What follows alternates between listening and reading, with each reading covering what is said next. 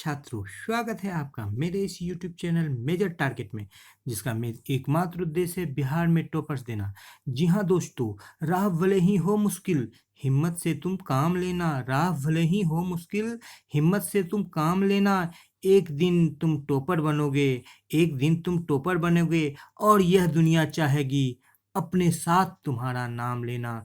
एक दिन तुम टॉपर बनोगे और यह दुनिया चाहेगी अपने साथ तुम्हारा नाम लेना। जी हाँ दोस्तों, राह भले ही हो मुश्किल, हिम्मत से ही तुम काम लेना। राह भले ही हो मुश्किल, हिम्मत से तुम काम लेना। एक दिन तुम टॉपर बनोगे और यह दुनिया चाहेगी अपने साथ तुम्हारा नाम लेना, अपने साथ तुम्हारा नाम लेना। जी हाँ दोस्तों, आपके बीच लेकर के आए हैं सामाजिक विज्ञान के 8 महत्वपूर्ण प्रश्नों को, और जो ये 2022 के परीक्षा में निश्चित रूप से आपको आएंगे। इन प्रश्नों को आप घोल के पी ले दोस्तों, ये काफ़ी महत्वपूर्ण प्रश्न है। और 50 नंबर पर आपका ये 50 नंबर का योगदान आपको देने जा रहे हैं दोस्तों, क्योंकि इन प्रश्नों के साथ साथ कई सारे ऑब्जेक्टिव भी आप के सॉल्व हो जाएंगे दोस्तों। तो फिर देर किस बात की है। वीडियो यदि पसंद आ रहा है तो वीडियो को लाइक कर दें, चैनल पर नए हैं तो चैनल को सब्सक्राइब कर दें, बेल आइकन को दबा दें ताकि आने वाली वीडियोज की नोटिफिकेशन आपको समय से मिलती रहे और लाइव क्लास का आप ससमय आनंद लेते रहें दोस्तों। तो आपको ये जानकर खुशी भी होगी कि आपको सभी अंक की तरह इस अंक में भी में मोटिवेशनल शायरी का तड़का मिलेगा दोस्तों। तो फिर देर किस बात की, चलते हैं अपने अगले सेगमेंट पर और शुरू करते हैं आज का पहला प्रश्न। ये रहा दोस्तों स्क्रीन पर। जी हाँ दोस्तों, औद्योगिकरण से आप क्या समझते हैं। जी हाँ दोस्तों, जब मशीनों के आविष्कार के बाद, जब मशीनों का आविष्कार हुआ और वस्तु का बड़े पैमाने पर उत्पादन होने लगा। मशीनों के आविष्कार के बाद क्या हो गया दोस्तों, बड़े पैमानों पर मशीनों से वस्तुओं का उत्पादन होने लगा, बेचने के लिए बाजार की जरूरत पड़ने लगी और इसको हम लोग क्या कहने लगे, औद्योगिक क्रांति कहने लगे। इसको हम लोग औद्योगिक क्रांति भी बोलते हैं, इसको लोग औद्योगिकरण बोलते हैं। जहाँ तक औद्योगिक क्रांति की बात है तो 1750 में शुरू हुई दोस्तों। सबसे पहले कहाँ पर शुरू हुई, इंग्लैंड में। सबसे पहले कहाँ पर शुरू हुई दोस्तों, इंग्लैंड में शुरू हुई औद्योगिक क्रांति या औद्योगिकरण। औद्योगिकरण की बात करेंगे तो जब बड़े पैमाने पर मशीनों के द्वारा, बहुत सारे मजदूर के द्वारा उत्पादन किया जाता है, उसे बेचने के लिए बड़े बड़े बाजारों की जरूरत पड़ती है, तो उसे हम लोग औद्योगिकरण कहते हैं। औद्योगिकरण से क्या होता है दोस्तों, फैक्ट्री प्रणाली का जन्म होता है। क्या होता है, फैक्ट्री प्रणाली का शुरुआत होता है। फैक्ट्री प्रणाली, औद्योगिकरण से क्या होता है दोस्तों, फैक्ट्री प्रणाली की शुरुआत होती है। और जहाँ तक औद्योगिक क्रांति की बात है तो इंग्लैंड से शुरू हुई 1750 में। उसी के बाद औद्योगिकरण की नीति चल गई सारे संसार में। तो चलते हैं दोस्तों अगले प्रश्न पर। ये रहा आपके बीच स्क्रीन पर, खनिज क्या है। जी हाँ दोस्तों, ऐसे पदार्थ जो पृथ्वी के तल से प्राप्त किए जाते हैं और जो खनिज यानी कि जो संयुक्त अवस्था में रहते हैं। कैसे अवस्था में रहते हैं दोस्तों, वो अकेले नहीं रहते, वो संयुक्त अवस्था में रहते हैं। उसको हम लोग क्या कहते हैं दोस्तों, उसे हम लोग खनिज कहते हैं। खनिज दो प्रकार के होते हैं, धात्विक खनिज और अधात्विक खनिज। जिसमें धातु के अंश रहते हैं जैसे हेमेटाइट, बॉक्साइट, कॉपर पायराइट्स, ये सब क्या होते हैं, धात्विक खनिज होते हैं। और जिसमें अधातु मौजूद रहता है वो अधात्विक खनिज कहलाते हैं, जैसे पेट्रोलियम, कोयला, ये सब क्या है दोस्तों, अधात्विक खनिज के उदाहरण है दोस्तों। तो अब तक जो है 2000 से अधिक खनिज प्राप्त ज्ञात हो चुके हैं, लेकिन उसमें से क्या है 100 खनिज ही हमारे लिए क्या है दोस्तों, उपयोगी है। 100 खनिज ही क्या है हमारे लिए, उपयोगी है दोस्तों। तो चलते हैं अगले प्रश्न पर। ये रहा आपके स्क्रीन पर दोस्तों, वनों के पर्यावरण महत्व को बताएं। काफी महत्वपूर्ण प्रश्न है दोस्तों। आप सारे के सारे प्रश्नों को पूरी तरह से दिमाग में उतार लीजिए और आपको टैगलाइन दिया गया, घोल के पी लीजिए दोस्तों। वन एक अमूल्य उपहार है, इसके आंचल में मनुष्य सदियों से पलते आ रहा है। इसके महत्व निम्नलिखित है, यह ऑक्सीजन और CO2 का संतुलन बनाए रखती है। जी हाँ दोस्तों, पेड़ पौधे CO2 लेते हैं और O2 छोड़ते हैं। जो O2 हमारे लिए क्या है दोस्तों, प्राणवायु है। वन मृदा अपरदन को रोकती है। वन के जड़ों से पानी रिसकर भूमि के अंदर जाता है, जिससे क्या होता है कि जल का स्तर बना हुआ रहता है। वन ढेर सारे जीवों का आश्रय स्थल है और इसलिए वन क्या कहते हैं दोस्तों कि काफी महत्वपूर्ण स्थान है वन का। इतना ही नहीं दोस्तों, यदि हम लोग बात करें तो वन से फल फूल मिलती है, जड़ी बूटियां मिलती हैं। वन से हम लोगों को क्या होता है कि वातावरण को वो नम रखती है। वातावरण को वन क्या करती है दोस्तों, नम रखती है। वर्षा होने में ये सहायक है। साथ ही साथ बाढ़ और सुखाड़ दोनों को वो कंट्रोल करती है। जंगल बाढ़ और सुखाड़ दोनों को कंट्रोल करती है। लोग पशुपालन भी करते हैं वन में, कृषि भी करते हैं वन में। तो इस तरह से वन का काफ़ी पर्यावरणीय महत्व है दोस्तों। ये परितंत्र को क्या करती है, बैलेंस करती है। और एक ये परितंत्र का बहुत बढ़िया उदाहरण है बहुत जैव मंडल का बहुत एक अच्छा स्रोत है। बहुत सारे जो जीव है, प्रजाति है, यहाँ पर रहते हैं, जिससे कि नई नई प्रजातियां भी उत्पन्न होती है।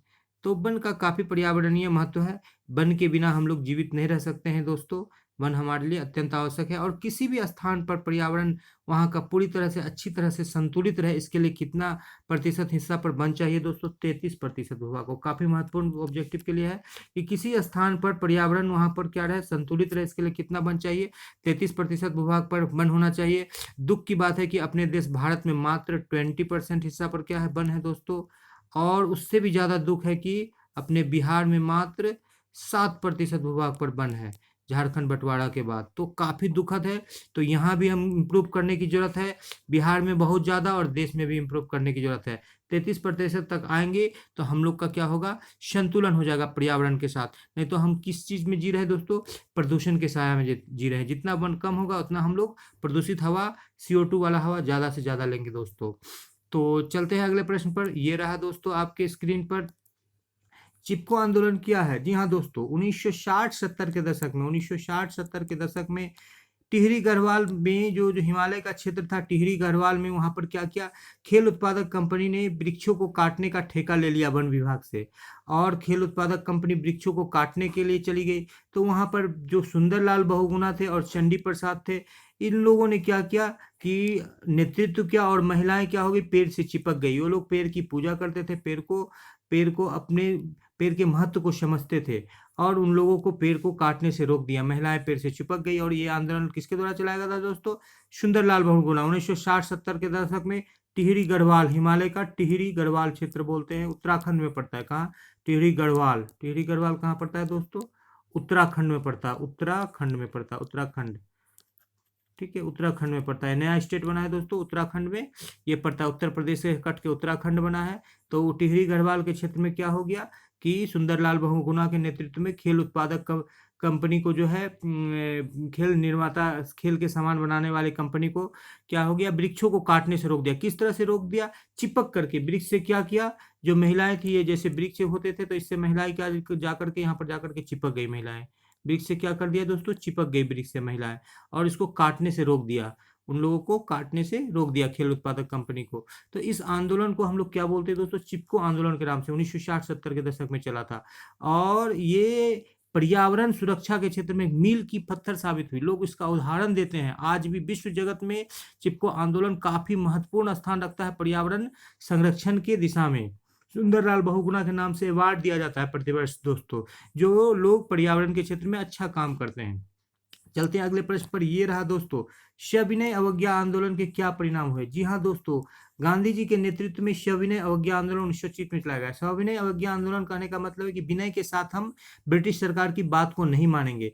इस आंदोलन के परिणाम स्वरूप भारत के सभी वर्गों का राजनीतिकरण हुआ। राजनीति में सारे वर्ग, किसान, मजदूर, व्यापारी शामिल हो गए। इस आंदोलन में पहली बार महिलाओं ने हिस्सा लिया। इस आंदोलन में श्रमिक और कृषक को भी प्रभावित किया। इस आंदोलन के परिणाम स्वरूप पहली बार ब्रिटिश सरकार ने समानता के आधार पर कांग्रेस से बात की। जी हाँ दोस्तों, राष्ट्रीय आंदोलन को ये सामाजिक आधार दिया। एक तरह से ये जो सविनय अवज्ञा आंदोलन था, राष्ट्रीय आंदोलन को क्या चीज का बेस दिया? सामाजिक आधार दिया। पहली बार जो है बानर सेना, मंजरी सेना का गठन किया गया। बानर सेना और मंजरी सेना का गठन इसी आंदोलन में किया गया।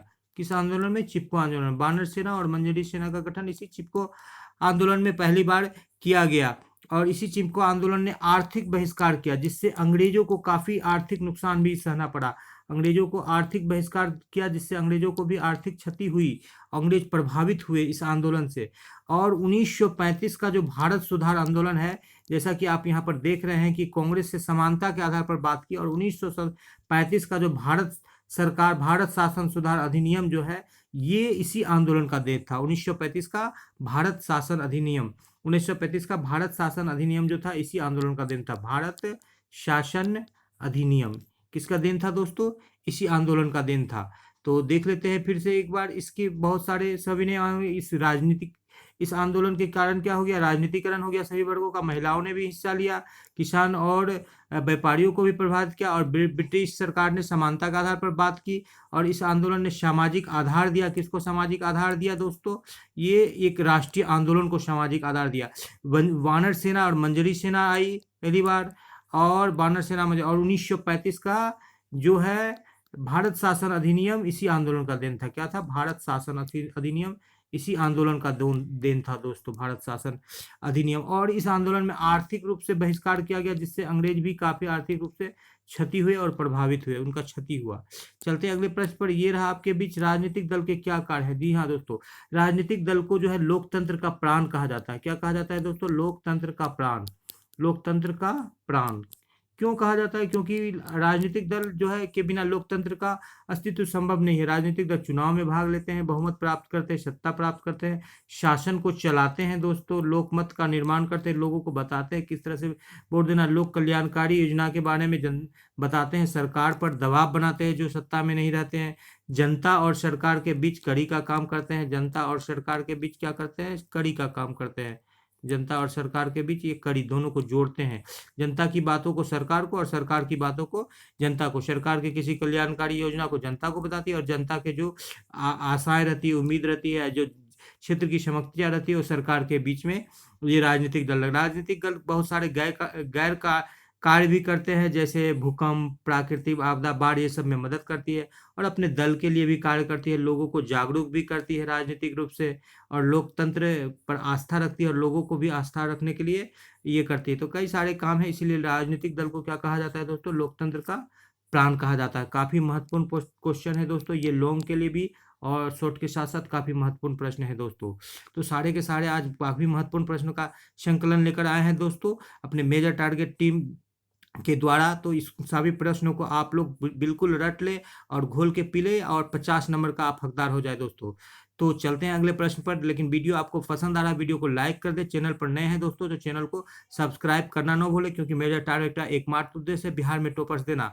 जी हाँ दोस्तों, यदि आप बेल आइकन को दबा देंगे तो आपको सारे वीडियोज की नोटिफिकेशन मिलती रहेगी, और ऑनलाइन क्लास का भी आप समय से आनंद लेते रहेंगे। जी हाँ दोस्तों, चलते हैं अगले प्रश्न पर। ये रहा आपके बीच, चंपारण सत्याग्रह का संक्षिप्त विवरण दे। जी हाँ दोस्तों, चंपारण सत्याग्रह नील उत्पादक किसानों की दयनीय स्थिति से संबंधित थी। अंग्रेज किसान ने जबरदस्ती नील की खेती करवाते और दूसरे बगान मालिक में लगान में काफी वृद्धि कर दिया था, जिससे किसान काफी परेशान थे। अतः गांधी जी ने 1917 में चंपारण सत्याग्रह की शुरुआत की, जिससे सरकार को झुकना पड़ा। जी हाँ दोस्तों, नील की खेती काफी कठिनाई वाला होता था। नील की खेती करने पर धान की खेती नहीं हो पाती थी, जिससे किसान भुखमरी के शिकार हो जाते थे। धान की खेती क्या होती थी? नहीं हो पाती, किसान भुखमरी के शिकार हो जाते थे। और अंग्रेजों ने क्या किया? 3 कठिया प्रथा लगाया, यानी कि 3/20, 1 बीघा में 20 कट्ठा होता था दोस्तों। तो 3 कट्ठा पर क्या करना पड़ता था? नील की खेती करना पड़ता। नील का खेती काफी कठिनाई भरा काम था। नील में जांग भर कमर भर डूब करके उसको चलाते रहना पड़ता था, और उससे क्या हो जाते थे? उनके बैक्टीरियल डिजीज हो जाते थे। किनको? किसानों को। और धान नहीं उपजा पाते थे। नील की खेती होती थी तो धान की खेती नहीं कर पाते थे किसान।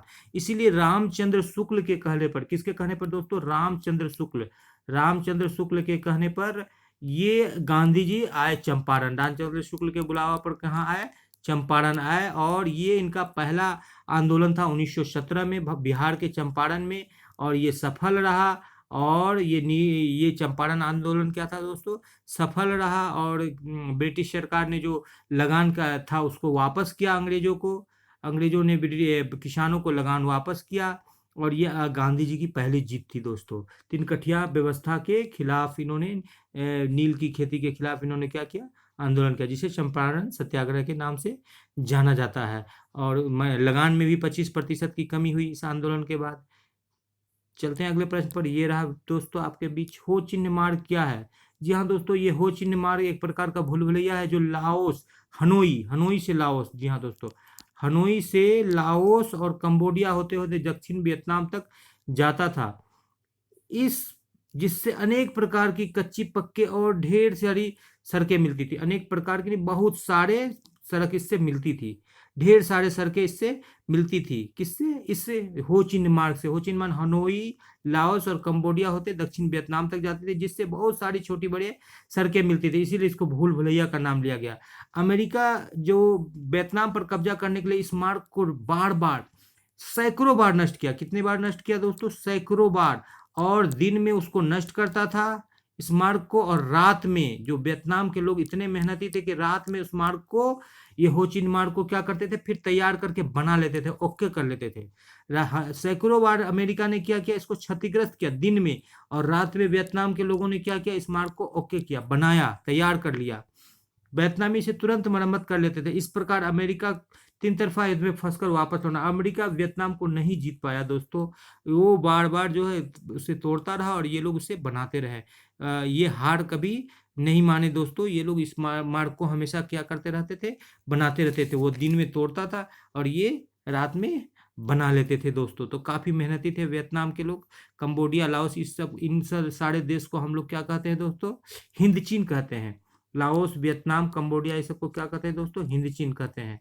हिंद चीन नाम से आपका चैप्टर आता है। हिंद चीन में कौन सारे देश आते हैं, तो वियतनाम, लाओस, कंबोडिया, ये सब किस में आते हैं, हिंद चीन में आते हैं। कंबोडिया में बहुत अच्छा जो है शिव जी का मंदिर भी है दोस्तों। तो चलते हैं अगले सेगमेंट पर, अगले प्रश्न पर। ये रहा आपके बीच अब मोटिवेशनल शायरी का। संघर्ष की राह पर जो चलता है वही दुनिया बदलता है। जी हाँ छात्रों, संघर्ष की राह पर जो चलता है वही दुनिया बदलता है। संघर्ष की राह पर जो चलता है वही दुनिया बदलता है। जिसने अंधेरों से जंग जीती है, जिसने अंधेरों से जंग जीती है, सूरज बनकर वही चमकता है, सूरज बनकर वही चमकता है। जी हाँ दोस्तों, आपको अपने अंधेरा को दूर करना है, मेजर टारगेट चैनल को सब्सक्राइब करना है और टॉपर बनकर, सूरज बनकर चमकना है इस जग में। इसलिए मेजर टारगेट चैनल को सब्सक्राइब कर लीजिए। वीडियो यदि पसंद आ रहा है तो लाइक कर दीजिए। चैनल पर नए आए तो इसको सब्सक्राइब कर दे। वीडियो को दोस्तों के बीच शेयर करना ना भूले दोस्तों। और आपको बहुत बहुत धन्यवाद, क्योंकि आपने इस वीडियो को शुरू से लेकर अंत तक देखा है। साथ ही साथ इस चैनल पर ढेर सारा प्यार भी बरसाया है। इसके लिए भी आपको मेजर टारगेट टीम की तरफ से बहुत बहुत धन्यवाद। मैं आर के भारती अपने मेजर टारगेट टीम की तरफ से आप सभी को शुभ रात्रि कहता हूं, और इस वादे के साथ कि कल फिर एक बार अच्छे से अच्छे संकलन के साथ आपके बीच हाजिर होंगे और आपको टॉपर बनाने की दिशा में एक कदम आगे बढ़ाएंगे। इसी उम्मीद के साथ शुभ रात्रि।